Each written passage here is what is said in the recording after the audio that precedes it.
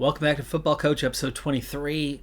We're heading into the final phase of the season, and at 1-6, the likelihood of getting that second win is still there, but it's getting tougher and tougher. We've had a couple extremely close losses already. Otherwise, we could be sitting at 3-4 right now, and probably should be. So, really unfortunate that we're at that 1-6, and our window to get that second win it's shrinking. We really only have two chances: Arizona, Oregon State. Now, records suggest that Arizona should be the easier game. We're at home. They're 2-4. Oregon State's 4-2. But Arizona has played the tougher schedule by some margin. Oregon State's had two FCS opponents, football championships, like the lower division opponents. I could probably start scheduling those $900K a year and farm some wins that way.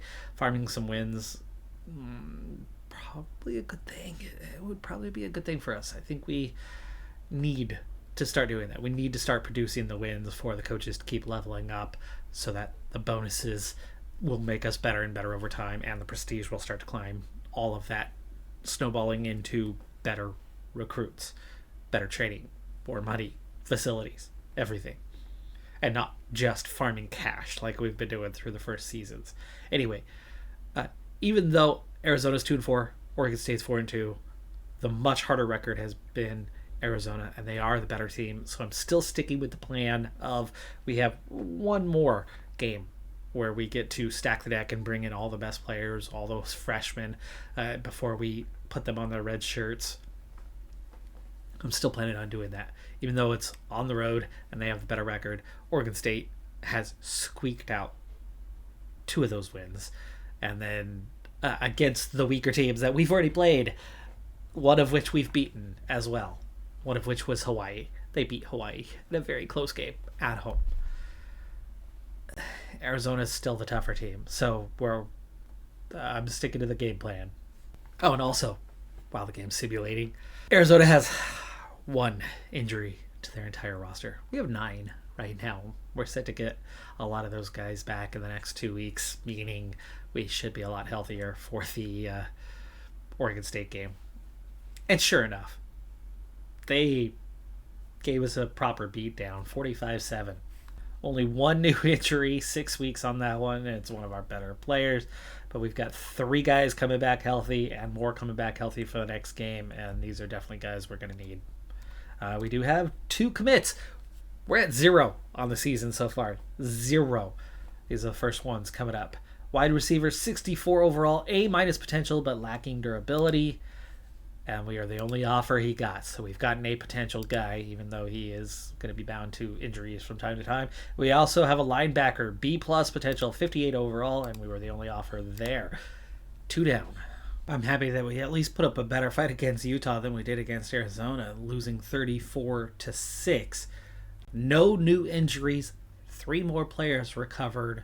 We're getting healthy just as we head into the Oregon State game. Gives us a definite chance. 1 more recruit, a 61 overall B+ offensive lineman. So that's an automatic commit. So we still have 4 injuries. Oregon State only 2. They have managed to stay very, very healthy this season. And our favorites, like big time favorites for the game. They are 23.5 point favorites. Are we really that bad? Because their offense versus our defense is a push. Our offense versus their defense is small advantage to them. Yet I've never seen a point spread quite that big for a matchup this close. They really don't favor us. Last chance to get that win because Penn State and USC are going to be way too tough.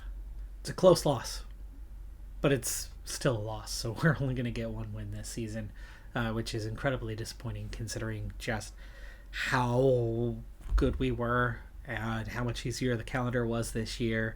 The year that we got 2 wins, we really didn't deserve it. This year we deserved that and possibly more. We easily should have gotten 2 wins. We possibly should have gotten a third. We were the favorite in a game for the very first time. We were about even in a number of other games. we should have gotten more.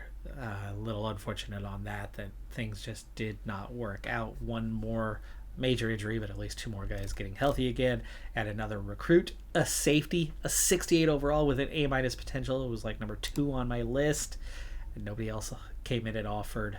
And I didn't find him right away. He was one of those hidden gems, was a little bit lower, just a 3-star guy. Great sighting for us. Massive pickup at the safety position.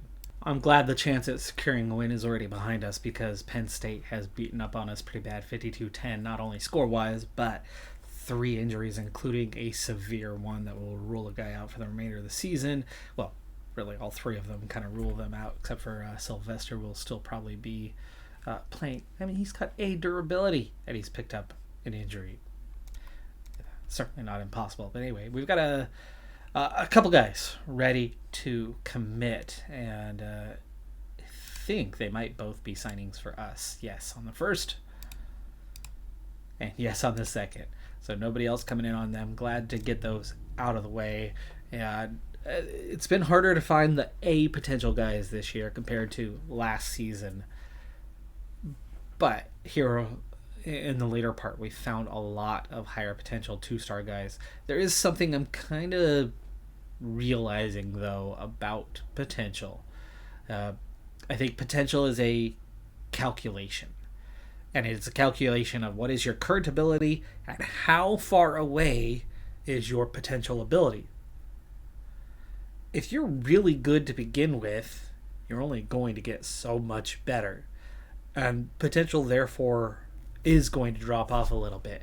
So somebody with a significant advantage quality-wise, but less potential, is still going to be a better player than somebody who starts really, really low but has amazing potential, because they're only going to develop so rapidly. Especially in our program, where our facilities, even though we've come a long ways on developing those facilities, we still lack the resources of the bigger colleges. And we still develop much more slowly than they do. And so starting so far behind is really hard to overcome. So sure, getting potential in a little diamond in the rough kind of player is nice and all, but if they're only picking up 4 points a year or 5 points a year, it's not going to amount to much. 20 points better than a 55 is still only a 75. Still only good enough to play, but never be the one that pushes us into that next category and gets us in that 80 plus area. Prior to our final game, heading into the coach's office, we have a few notes. One, Josue Pryor, our top lineman, who's only a redshirt sophomore, a fantastic signing who has developed so incredibly well. He was an absolute coup for us and is already our best lineman. He's leaning towards going into the draft. We are going to need to try to keep him around, but playing time's not going to do it. I think NIL is going to be the only way to force something like that. He's got 19 pancakes and 0 sacks allowed this season. That's massive. We've played against some really big teams, and he's not given up a single sack. Man, that's going to hurt if we lose him. That is going to hurt so much if we lose him. But we do have 5 guys. Now, this list was longer. I've taken care of some of it, but we have 5 guys in the wants playing time category. Here's the problem that I'm experiencing now is I'm developing players at a more rapid pace than before, and we have more depth than we've ever had. So we've got guys that are good enough normally to play for a 1-star prestige program such as ours, no problem. Guys that would have been in the regular lineup each and every game in prior seasons. But as we've gotten bigger, better, deeper, suddenly I'm having a hard time giving playing time to these kind of guys. And so there's suddenly a, well, hold on, what about me moment happening. We've got a guy that's played in 10 games, but he's got 28% of snaps for a wide receiver. Redshirt junior, I mean, it's not a huge loss if we lose him, but and we don't have a ton of seniors. I'm trying to avoid this one. We're going to lose to USC regardless. So I'm throwing caution to the wind a little bit, and I've got him all the way up to 3rd on the depth chart and set as a workhorse. We'll see if we can get him that 2%. That'll get him to 30 plus. and probably take this away. But we've got a safety who's at 29%. That only happened due to injury. So I've done the same thing with him. I'm more optimistic that he's going to get 60-70% of the snaps in this next one. Wide receivers spread out a little bit more. Even the top wide receivers are only getting 50-60%. But then 3 running backs. That's a big problem for us. You can see that they are just not getting. We've got 3% of snaps, 1% of snaps, and 0. And that's because none of them had played. A 71 running back at sophomore or junior year. Like, how many seasons of our 7 has our starting running back only been a 73 overall? I think we've had like 5 years where 73 was our starting running back. These guys are all going to top that next year. All of them. Now, the 2 juniors, not as big of a deal, but they all have high potential. They've all been growing and developing and wanted to be part of the mix this year. And they're just missing out. And the guys just ahead of them are a 73 and a 72. So, caution to the wind. I've benched the 73 and 72 who aren't going to get upset because they've gotten plenty of snaps and desperately seeing if I can get these guys some extra play time. Obviously, they're not going to hit 30%, nowhere near it. But if I can get like 5%, maybe one of them decides to stay. I don't want to lose them, and it's going to hurt. It's going to hurt not having these guys wanting to come back and losing all of the ones behind the depth. And I think our starting running back, I think, is a senior. So we are only losing one. All the backups, all the guys who would be moving into the depth chart, might maybe promise one of them something. But I'll have to look pretty closely. And then guaranteed we're going to end up losing 2. Pretty respectable finish to the season with a 30-6 loss to USC. Still makes us 111 though, so it's another failed year according to the athletic director. It's only a single win, not going to help the coaches that much. Can't believe how many times we got close. I mean, we got blown away 3 out of 12 games. We were competitive in all 9 of the others.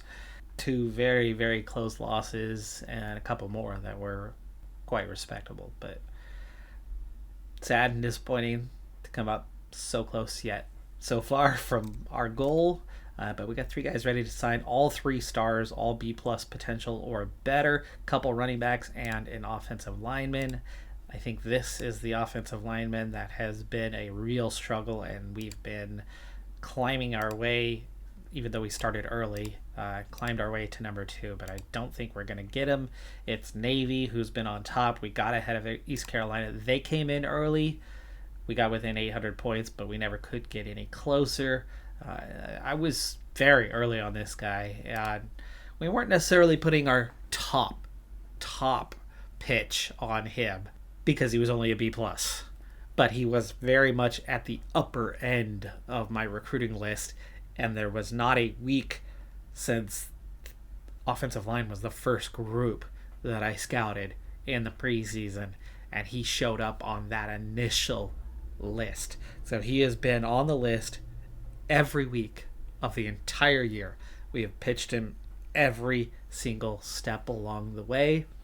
We offered him a much bigger NIL than Navy did, but they started early too. Probably offered him in week 2 of the year and pitched him from the very beginning as well. And we weren't on his initial list when we found him on that day 1. So we had catching up to do. And while we outworked Navy, we never could finish closing that ground because they worked him pretty decently across the season. And even if I'd given my very, very best pitch, I think we're still losing that battle by 300.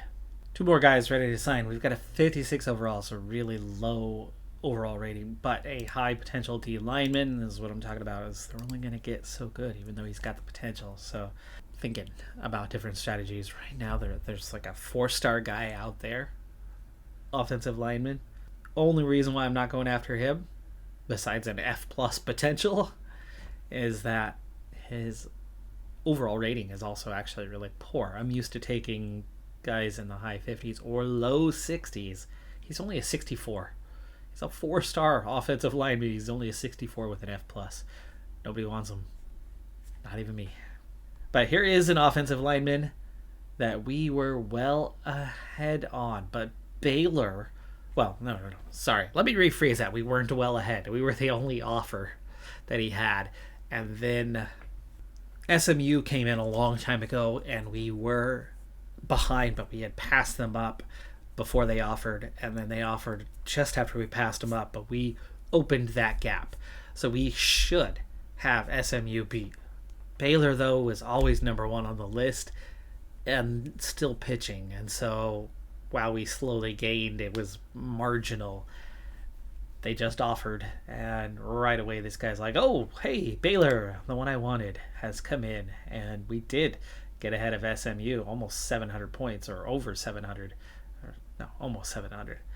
But yeah, he's heading to Waco. I snuck in mid-season, and it looked like I was going to get this guy. I had been pitching him pretty hard, as it was a 70 overall, A- guy. And we were climbing up the list because we were getting the boost. And so we were definitely moving up. And then a week ago, I get the may commit soon. And there's Cal. First one to also offer. And we had caught them but not passed them. And number one was always Texas. And Texas just offered this week. There was no offer from Texas before. Disappointing just how close. It looks like we didn't beat Cal either. The 200 points was still a little over 100 behind, and the guy didn't care about NIL at all, so that was not a way to try to outpay to get him. He was loyal too. Oh, that would have been a huge signing for us. But there are a number of good cornerbacks in this class, just not as good as him. And here's your top 25 for the year, with buys for Ohio State, Alabama, Stanford in the playoff for the first time, and with a bye, and then Clemson. 8-9 matchup is Texas and West Virginia, with UCF at Auburn, Nebraska at Notre Dame, and Tennessee at Oklahoma, and the remainder of the bowl games, which includes a 5-7 Oregon State, a 5-7 Arizona. That's all it would take to make a bowl game. The Heisman has gone to the senior quarterback for Ohio State. Alabama's sophomore D lineman is the defensive player of the year. Freshman of the year is a wide receiver at Texas. Coach of the year is the no surprise out of nowhere Stanford. Stanford, of course, did have a stretch where they had a number of really, really talented groups that they had really, really strong offensive linemen and tight end that really helped carry them. But it's been a while. It's been a while since then, 8-10 years or something like that, since Stanford's really had a terribly competitive team. At 84-83, right? They're only just around 25th best. So for them to be 12-1 is a phenomenal year on their part. Despite the disappointment of finishing just 1-11, we actually did achieve a booster objective for the very first time, and it was a big one. It was classified as one of the hard ones. We're going to get $4.5 million extra, which makes up for the lesser game that we took. We still get one more chance against Kansas, even though it's going to be on the road next year. But we did succeed at getting 90-plus yards against USC, UCLA, and Clemson. All three of them, 90-plus yards through the air. We achieved that. We always achieve that. That seemed like a pretty easy one to do, and we did. The 485, we got within 29 yards of it, but we just couldn't bring that number down. Our defense linebacker crew was a bit weak this year, and it definitely hurt us. Not the tight end I was hoping for, but the tight end that we deserve. Such a weak position, and we can't seem to ever get anybody good. We got a 57 overall, B+ potential, 2-star tight end. Woohoo! At least he's got good potential. That makes 10 successful recruits so far. You can see 5 of those were ones sought after by a lot of different schools, but we were the ones who were able to get the offer and sneak in under the other schools. I noticed early enough that we climbed up the ladder, but we weren't number one on any of their lists. We just got lucky that nobody else offered. And most of those, 4 out of 5, are A's. Really, really good players. Speaking of A's, we got 5 A's, 5 B's, but all 5 B's are B pluses. That's something that's really changed. So we got a lot of like B minuses and C pluses in earlier years. Now all of a sudden we're securing tons of A's, and even when we are securing B's, they're B pluses. Maybe we'll end up with a couple of B's at the end part of the recruiting season, but we've got 10 players that are all a B plus or above, and really only a couple of them lagging behind. We got that tight end at 57, a linebacker at a 58 that are hurting us. We've got a 56 for a D lineman, but it's an A minus. 2 more recruits ready to sign. We've got a wide receiver with A plus potential. 63 overall is pretty okay for the position, but it's that potential that is phenomenal. And then we have a linebacker with a 62 B minus. That came out of necessity. I've been waiting and waiting for anything better. We need multiple guys at the position. The lower potential is the lowest one we've taken. Part of it came in as he's a gem, he's better than he looks, and his rating at 62 actually comes in quite a bit higher for the position compared to standard. The guys that we're normally getting at a B or B plus rating are in the mid 50s. So a 62 being a plus about 6 compared to the average for the position. For slightly less potential, well, he's got a big head start. It's worth it. Helps us out. And as always, heading into the national championship, a review of the playoffs so far. Texas with the upset over West Virginia. Auburn holding off UCF. Notre Dame beating Nebraska. And Oklahoma beating Tennessee in the first round. In the quarters, Texas upsets number 1 Ohio State. Clemson beating Auburn. Stanford squeaking out the 1-point narrow victory over Notre Dame. Oklahoma with the close upset over Alabama, 26-23. Very, very close. All 4 games, really. 11 points was the biggest game, and that was the upset over Ohio State.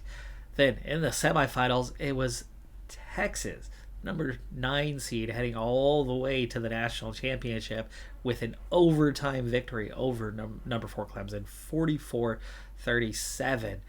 And Stanford playing in the national championship with a close victory, second round in a row, this time over Oklahoma, repeating the score that Oklahoma had over Alabama, but this time they were on the receiving end of a 26-23 loss.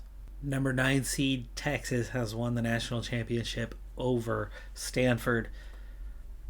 We finished 74th in the rankings at 1-11, and we've picked up a double penalty from the athletic director for coming up 1 win short.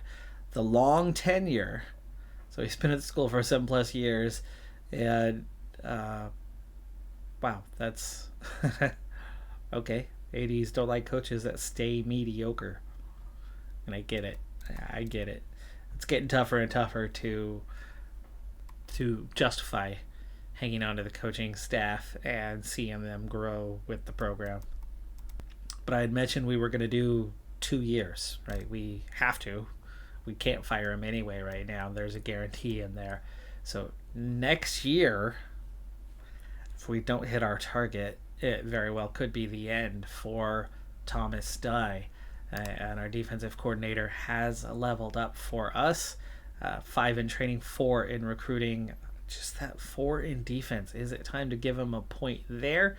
No, not yet. Recruiting is still massively important. And yeah, we need to start getting wins. I don't know, maybe the play calling is going to be as essential as comments keep suggesting it is. But recruiting, getting better players in here is the bigger thing that's making it hard for us to win. We've played, 7 seasons now? It's like 84 games. We've been the favorite in 1 of 84 games. Coaching has not been our issue. Quality of players has. Recruiting point for now. Plus 530 XP for the defensive coordinator. For the offensive coordinator, plus 765. He gets a little bit larger bonus. And for the head coach, just 134 XP gained is all. It's such a marginal gain that, he's not really going anywhere. Team lock for all 3 coaches, so no changes. 9 retirements amongst coaches this year, and the most notable is the West Virginia head coach, who was one-time conference coach of the year. Our graduating class includes just 10 players this year, 3 of which at the bottom haven't provided much. The one just above them, and the final 1-star guy on roster, redshirt senior kicker, 78 C+, gone for good without having ever played a snap for us. And then the other 6, yes, contributors, but 2 of them at 79, 2-year starters. I mean, we've got an offensive lineman here with 22 pancakes and 12 sacks allowed. Not great for 26 games. I mean, could be worse, but definitely not good. A running back, okay, that's a big one. I'd say these 5. These 5 are all big ones. So our 2-year running back, 79 overall. I think he's our first 1,000-yard guy at the position. We'll see if he actually is or not. But a wide receiver, a linebacker, our kicker, and an offensive lineman will all be big misses. And then there's this one. 44 pancakes, 11 sacks allowed in 2 years, but this year his numbers had looked much better than that. He hadn't given up any as far as I could tell. But Josue Pryor, that's a big loss for us for redshirt sophomore looking to enter the draft. He's only in the 7th round. I mean, it shouldn't take much to convince him to stay. However, if it's NIL, if that's the only option to convince him to stay, we have a big problem with that. Now, I can choose to do so because he's younger. It's not like we're stopping a guy who's 1 year away from graduation and you're like not willing to spend money. We've got 2 more years with this guy, and he could be a 90 plus for those 2 years. I don't want him to go. But is he going to ask for more than $3 million? Oof. Okay. So, Make a Promise is all conference team in 2032. We've never had a guy make the all conference team. 10 coach integrity on the line. Like, I don't think I can afford that. $1.789 million for keeping the best player on the roster, still on the roster, potentially for 2 more years. I'm gonna pay the money. He's essential. We need to start winning. The finances are important, but we need to start winning.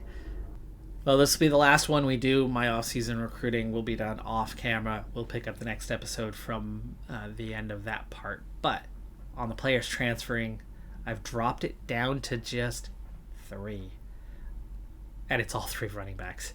So we took care of the other 2 guys on the list.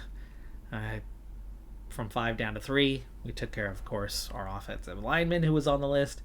3 running backs. That hurts. The good news, though, is I've already recruited 2 running backs for the class, so that won't hurt as bad.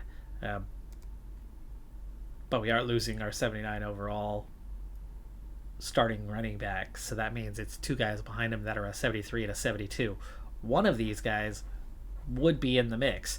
There's a sophomore among them. I think I'm more tempted to try to keep him around. Even though he's only an A- potential, he's got an extra year and he's at the same point that these other guys are at. So he's got an extra year. He's a 3-star guy. It makes more sense to convince him to stay than the others, even though he could end up being about a point behind where they would be come next year. But they'll be seniors. He'll be a junior and have 2 more years. So what's it going to take to get him? 30% of the snaps. I think I can suck it up and find a way to make that happen. Sorry about the background noise. My mic is almost certainly picking up some Air Force jets in the area. The request for all three was identical. So at 71 overall, they seem to have a standard. It was just over 600K or 30% of snaps was what all three were looking for. We're going to let the two redshirt juniors go. And that means we're just 2 out and 2 coming in. But we do have that senior running back who's graduating. So there's kind of one more. We'll look in the transfer market to see if we can find somebody. But speaking of transfer market, that does not leave us with much at this point. Unless I cut a few guys, we are all the way up to 82. And we have some offers out there, and yeah, they're looking for us to cut this down. So a little more work to do before we wrap this episode up. So I've brought the number of scholarships down to 77, giving us 8 more spots. We've got the 2 running backs transferring out, guys that we don't want to lose, though I don't mind losing one of them. Didn't really want to lose both, but there's only so many promises we can make, and I don't want to spend $600K to keep one of them around.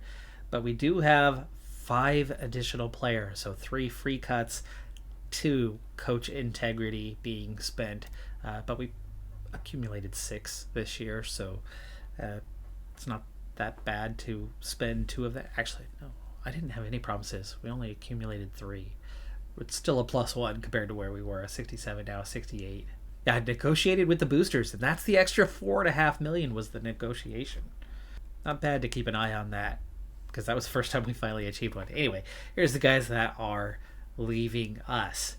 A 73 overall redshirt sophomore C+ potential safety with plenty of guys ahead of him on the depth chart. He's only 6th on the depth chart. We've got a redshirt junior running back and a second redshirt junior running back. 2 guys at 71 overall. Plenty of potential, but they're heading into their senior year and not good enough and want playing time, and we're just not offering it. But then we have cornerback, redshirt freshman, 69 overall, B-.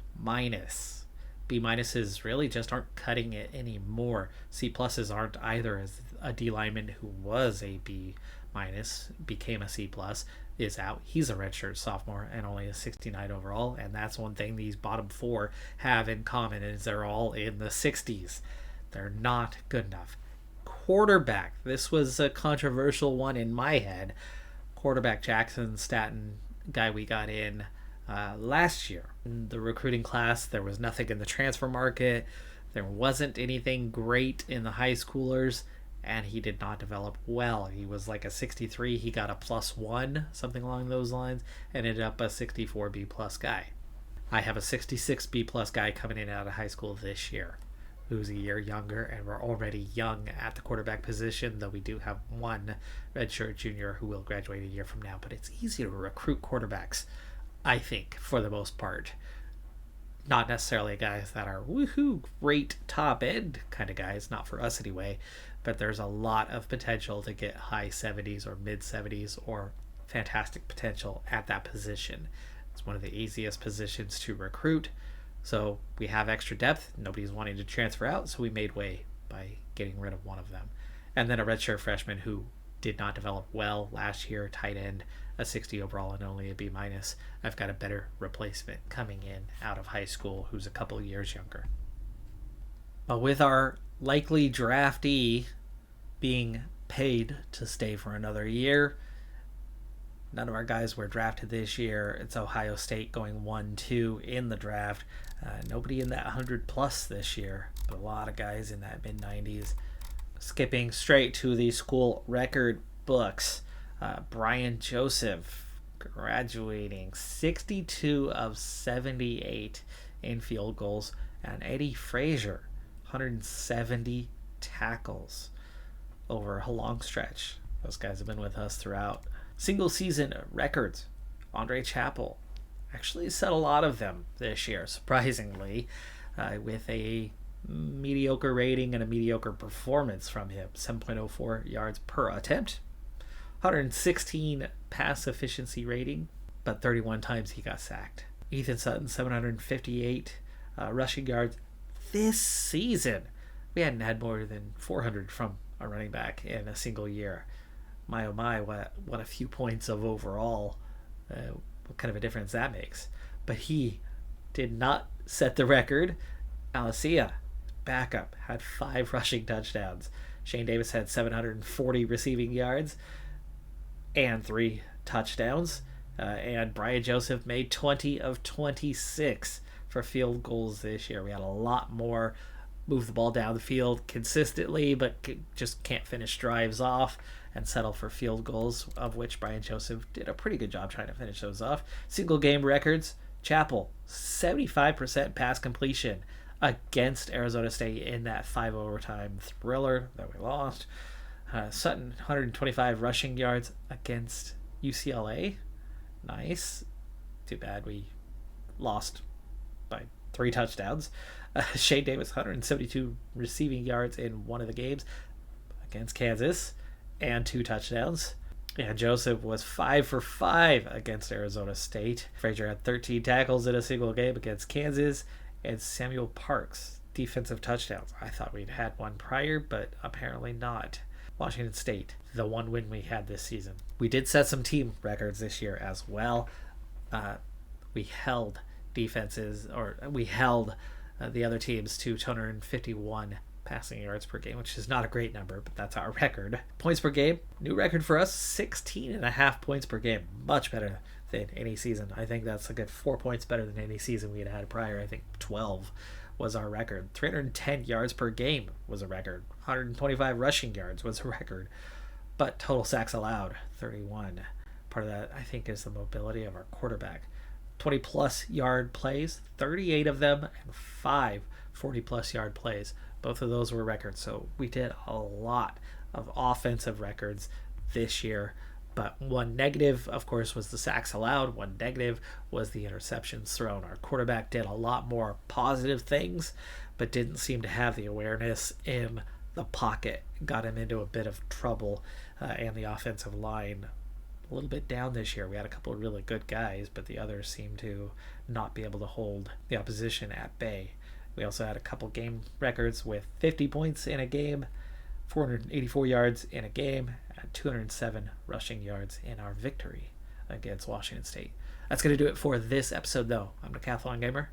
Like, comment, subscribe, and I'll see you next time. Have a good one. Be safe out there. Bye for now.